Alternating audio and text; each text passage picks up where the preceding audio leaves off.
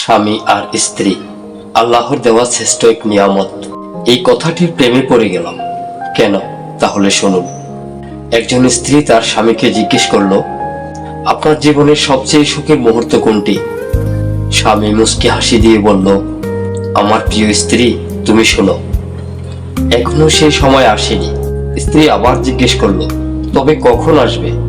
স্বামী শান্ত কণ্ঠে বলল, যেদিন জান্নাতের দরজা খুলে তুমি আমাকে সালাম দিয়ে বলবে, আসসালামু আলাইকুম ওয়া রাহমাতুল্লাহি ওয়া বারাকাতুহু। হে আমার স্বামী, আপনাকে সুস্বাগতম, আহলান সাহলান মারহাবা।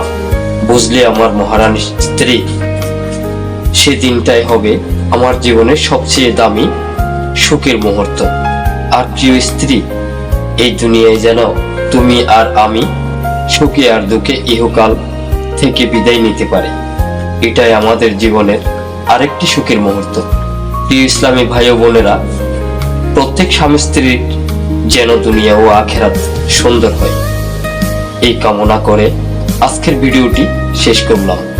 যদি ভিডিওটি ভালো লাগে অবশ্যই লাইক, কমেন্ট, শেয়ার করবেন।